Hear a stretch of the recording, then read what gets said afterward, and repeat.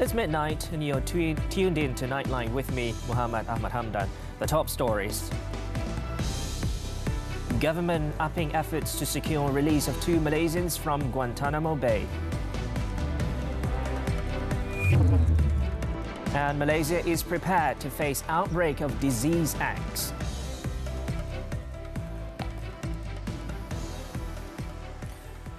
Good morning. The government is accelerating efforts to bring home the 2 Malaysians detained by the United States for terrorism-related charges at its Guantanamo Bay detention camp in Cuba. Home Minister Datuk Seri Saifuddin Nasution Ismail said he had raised the matter in a meeting with Tina Kaidenau, who is the Special Representative for Guantanamo Affairs, during his trip to New York recently. Saifuddin said in a social media posting on Monday that it was the second time he had met with Kaidenau to discuss the matter following his visit to the US military installation, often referred to as Gitmo. He added he had also personally met the 2 Malaysians, Muhammad Nazir Lep and Muhammad Farid Amin, who were being detained at the prison. The duo were among 7 people arrested for their alleged involvement in the bombings that killed 202 people in Bali in October 2002 and a bombing at the JW Marriott Hotel in Jakarta in August 2003. They were nabbed in Thailand the same year and sent to Secret Central Intelligence Agency CIA black sites before being moved to Guantanamo Bay in 2006. It was reported that they were first charged in August 2021.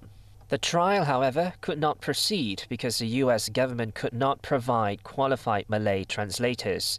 Previously, Nazir's defense lawyer Brian Buffar said that 2 weeks had been set aside for the hearing from April 24th after the dates were postponed for 20 months following objections about the quality of Malay translators. On April 25th, lead prosecutor George Cray proposed a March 2025 trial date for the 2 Malaysians and another Indonesian accused of conspiring in the 2002 bombings. Malaysia is in the process of obtaining an annulment of the purported final award issued by a Spanish arbitrator at the Paris Court of Appeal over the claim by the so-called Sulu heirs on Sabah. According to Minister in the Prime Minister's Department for Law and Institutional Reform, Datuk Seri Azalina Othman Said, once the annulment is granted, it will signal an end to the Sulu claim, as the basis of the claims would cease to exist. Azalina said such was not only in the interest of Malaysia, but also that of other nations, as well as the international community of arbitrators, businesses, investors and third-party litigation funders. She said this in her keynote address at the London International Arbitration Colloquium 2023, State Sovereignty and Immunity in Commercial Arbitration, on Monday. At the same time, Azalina added that Malaysia's victories in Paris and The Hague over the Sulu case were due to the unity government's relentless actions under the leadership of Prime Minister Datuk Seri Anwar Ibrahim. She said the achievements were made possible through the joint and concerted efforts of the relevant government ministries and agencies under the Prime Minister's leadership. The Prime Minister also helmed efforts in international relations and diplomacy by fostering joint collaboration to address best practices in arbitration and third-party litigation funding. Azalina added that it was also timely that the conduct of arbitrators and oversight of third-party litigation funders, including exploring transparency and disclosure obligations by the relevant parties, are reviewed following the Sulu case. Health Minister Dr. Zaliha Mustafa has given her assurance that Malaysia is prepared to face any future pandemic, including the ominous-sounding threat known as Disease X. This comes as health experts have warned that the next pandemic may be more devastating than COVID-19. Saya pun baru balik daripada New York dan kita berhimpun di New York itu 194 negara ahli kepada United Nations, ya, dan menteri-menteri kita bersama tu, menteri-menteri kesihatan lah, semua bersama hari itu. Jadi tak ada yang dibincangkan pun berkenaan dengan apa ni yang seperti yang ditanya tadilah, kemungkinan pandemik X dan sebagainya. Jadi saya rasa Apapun maksudnya kita sentiasa bersiap-siaga lah atas apa saja. Di peringkat WHO pun saya rasa kalau ada sudah tentunya mereka akan juga memberikan alert kepada negara-negara yang berkenaan. Dr. Zaliha said this in a media conference after the handover ceremony for the Kuala Lumpur Hospital HKL Nephrology and Urology Institute project on Monday. It was reported that health experts have expressed concerns that the looming threat of the next significant pandemic could potentially result in the loss of millions more lives compared to COVID-19.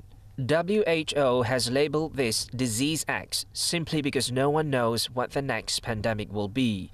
It has also recommended the immediate preparation of a vaccine as a quick response, citing the fact that the world had been unprepared when facing COVID-19 in the early 2020. Now, the Senate was told on Monday that a total of 240 bribe givers have been charged under the Malaysian Anti-Corruption Commission MACC Act, or Act 694, since 2019. The Deputy Minister in the Prime Minister's Department for Law and Institutional Reform, Ramkarpal Singh, said of the number, 29 were charged under Section 16B, while 211 individuals who offered bribes have been charged under Section 17B of the same Act. Dari jumlah tersebut, sejumlah 86 sabitan telah pun didapati ataupun diperolehi. Ini adalah berkenaan dengan tuduhan-tuduhan dan sabitan-sabitan berkenaan pemberi rasuah seperti yang ditimbulkan oleh Yang Berhormat tadi.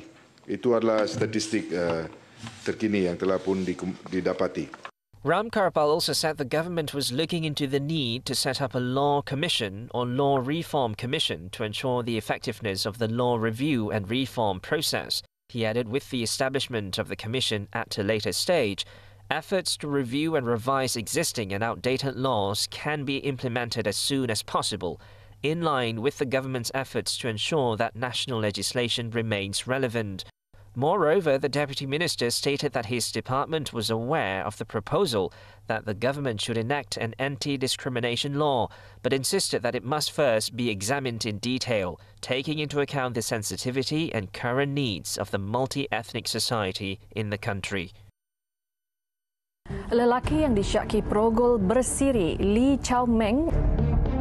Siapa yang ada ciri-ciri bekas kekasih dia, itulah mangsa dia. Kekasih dia membuat keputusan untuk tinggalkan dia. Jadi dia marah sangat. Sebab tu dia nak balas dendam tu. Pihak polis telah menutup kes yang dibuka. Fail Mahkamah, Rabu 9 malam di TV3 dan stream secara HD di Tonton. For many Malaysians, voting is a relatively simple process involving a drive down to a voting station and waiting in line to cast their ballot. But for some 500,000 Sabahans and Sarawakians residing in West Malaysia, voting is far from simple or cheap due to expensive flight tickets. Is there a way around this conundrum? FMT's Natasha Buse finds out. Every vote counts. This is a mantra that politicians of all parties repeat when it comes to voting day. Parties and candidates want people to come out and vote. And why shouldn't they? After all, voting is every citizen's duty.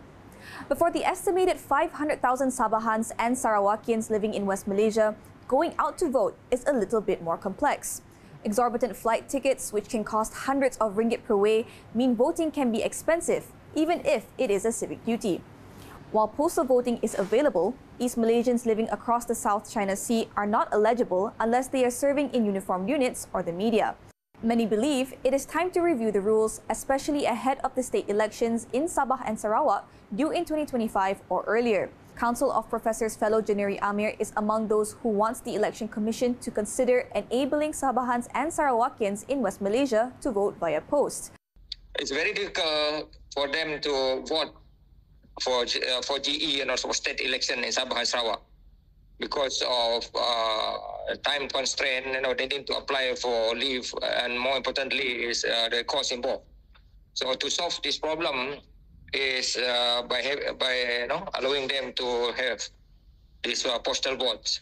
But will allowing postal votes have a significant impact on the elections themselves? it wouldn't have very significant effect. Because after all, these people are scattered all over the place and also from various constituencies. So the number probably is not that really big. However, he says making postal voting available to East Malaysians in the peninsula will help achieve the objective of getting more people to exercise their right to vote. Meanwhile, Sarawak Tourism, Creative Industry and Performing Arts Minister Datuk Seri Abdul Karim Rahman Hamzah says the EC should not limit itself to just exploring the possibility of opening up postal voting to more Malaysians. He says electronic voting is the way to go, not just for East Malaysians working in the peninsula, but for all voters across the country. I think it's time for us to have a relook, or SPR or Election Commission to have a relook, to allow this electronic voting. I have faith in it. I believe the system can be improvised to make it easy for those eligible to vote. That would definitely create a lot of convenience for voters to be able to vote. We keep on reminding eligible voters, you must go out and vote, you must go out and vote. But we are not making attempt to improvise the system so that eligible voters are able to exercise their rights as citizens. To date, only Estonia has implemented an online voting system for its entire electorate, but several other countries are looking to do the same. On the home front, it may be too early to gauge the impact of allowing postal voting for East Malaysians. After all, politics is dynamic. What is certain, however, is that the calls to allow postal voting for Sabahans and Sarawakians living in West Malaysia are not about to fade away. Natasha Bust, FMT for Nightline. Hollywood writers in deal to end US studio strike. News from the foreign front when we come back.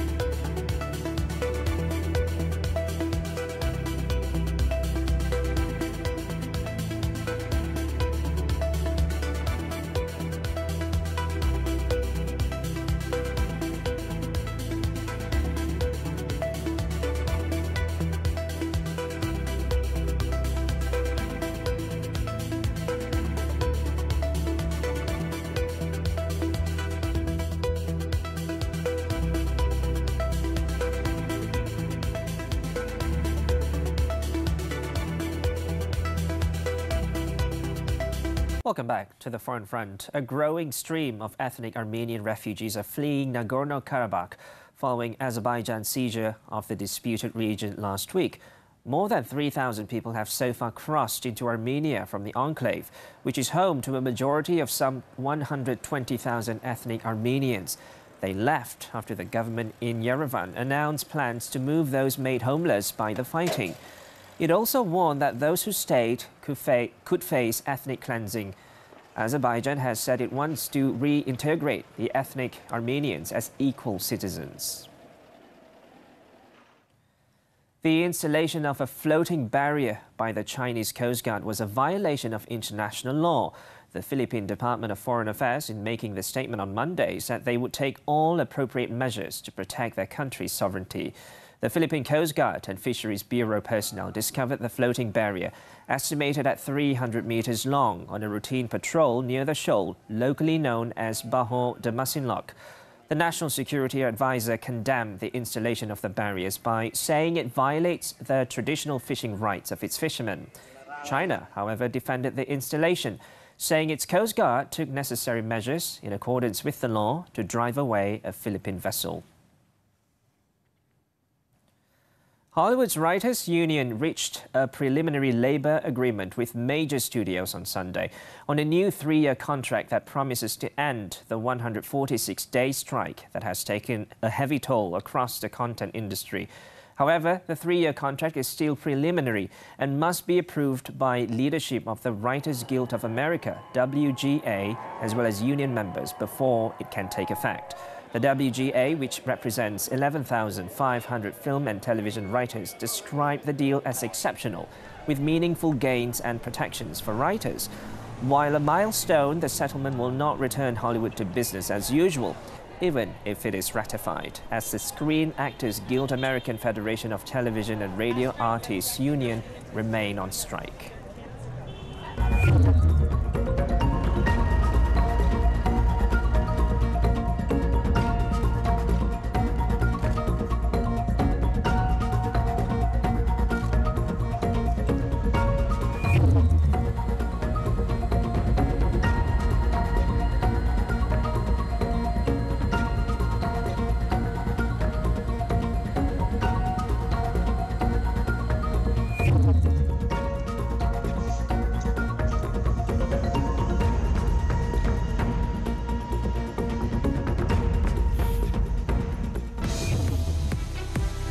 Jackson conquers Stage 3, action from the LTDL after this short break.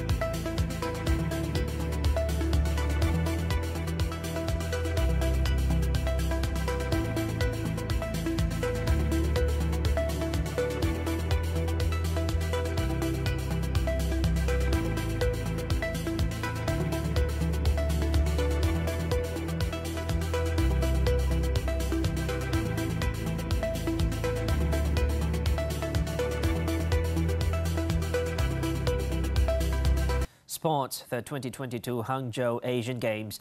The disappointing campaign for Malaysian contingent continued on Monday as they failed to win any medal. However, at least a medal is guaranteed on Tuesday after the national esports team claimed a spot in the final following an impressive win over Vietnam in the semi-final.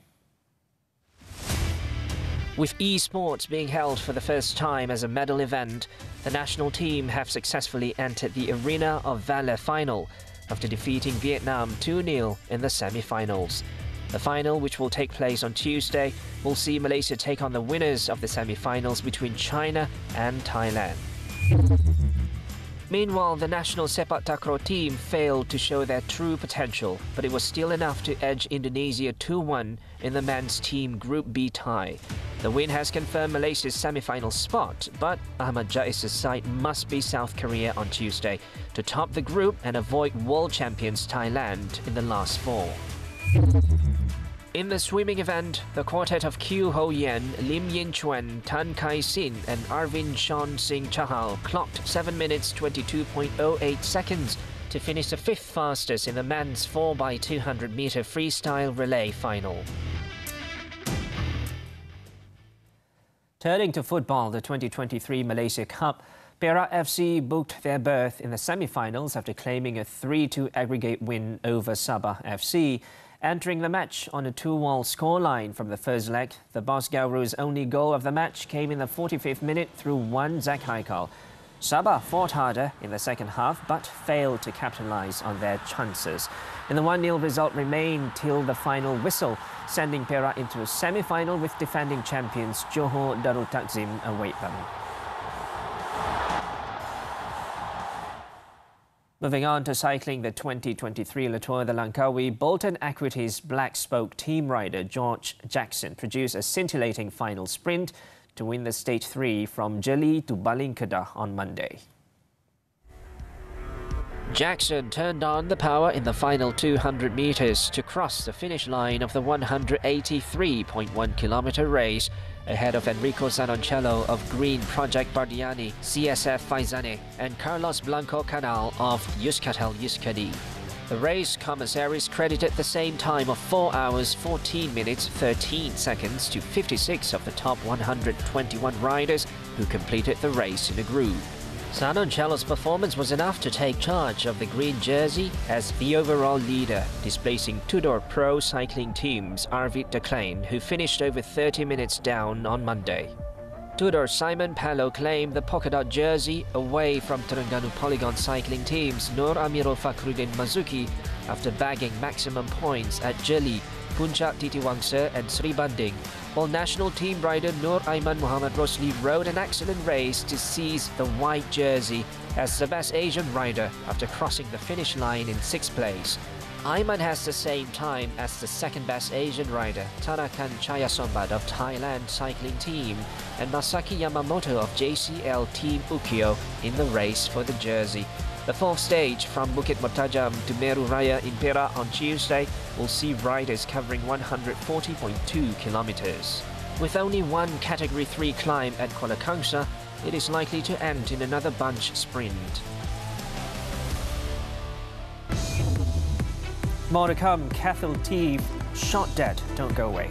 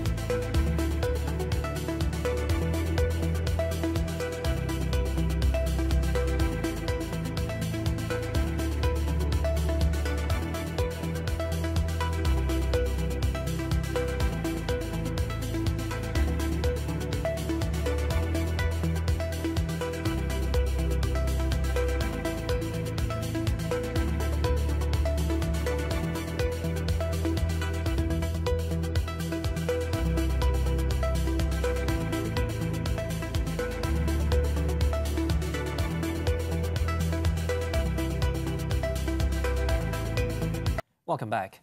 A symbol of national pride, Tigris panthera jacksoni, or the Malayan tiger, is synonymous with Malaysia. But the big cat, which features in Malaysia's coat of arms, is critically endangered due to loss of habitat and poaching.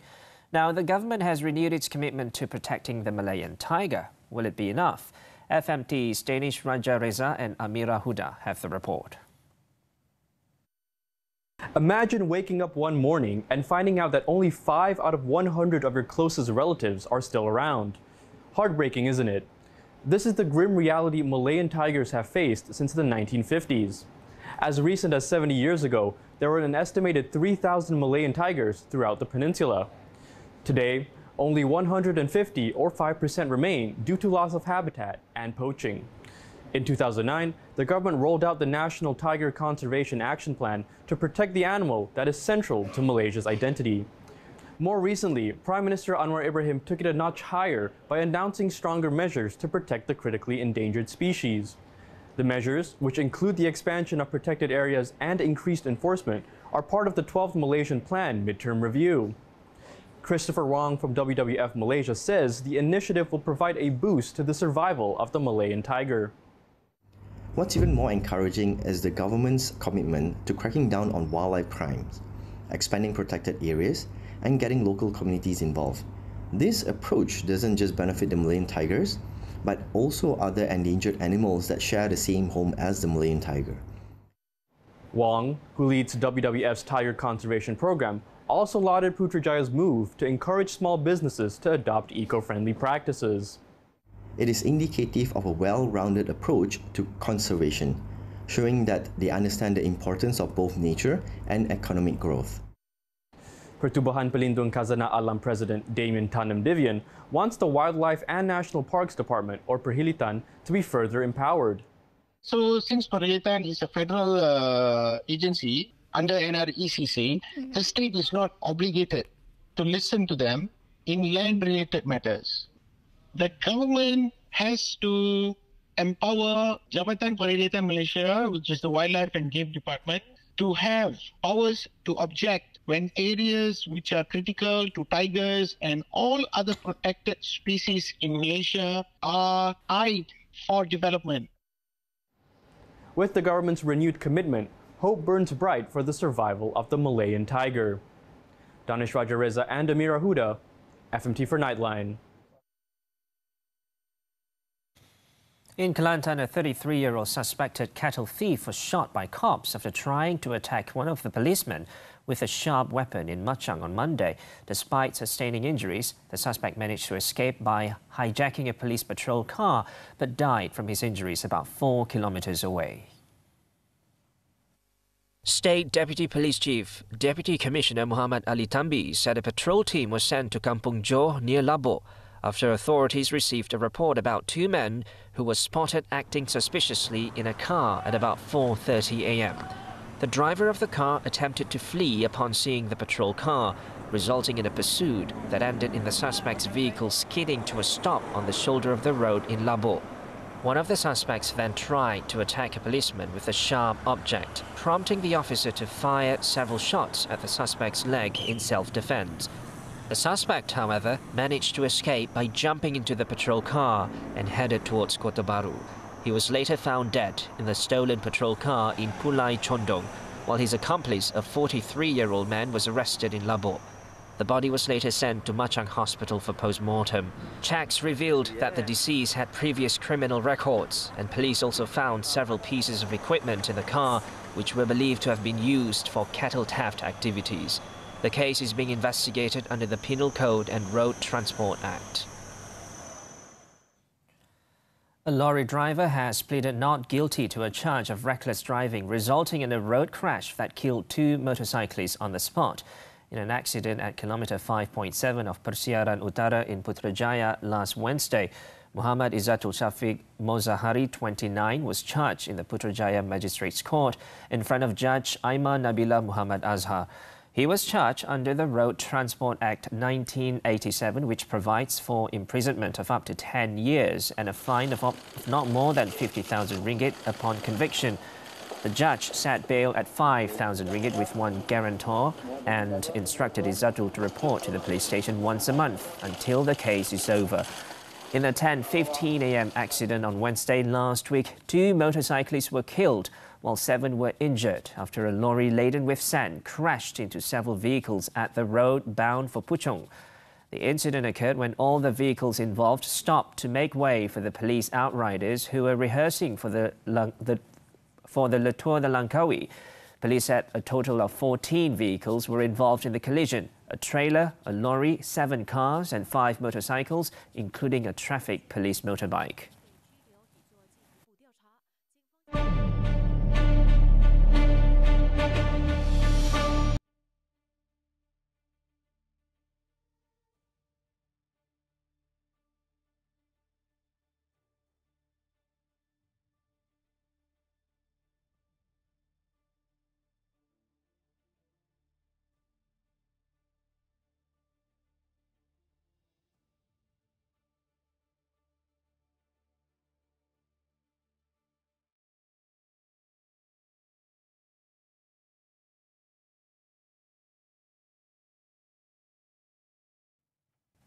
Now, as we wrap up Nightline this time around, let's take a look as art enthusiasts gather in a museum, housing a collection belonging to Egypt's last monarch, King Farouk, not just to learn about the site's history, but also to sketch its wonders. With that, I'm Muhammed and Hamdan. Thanks for watching and stay safe.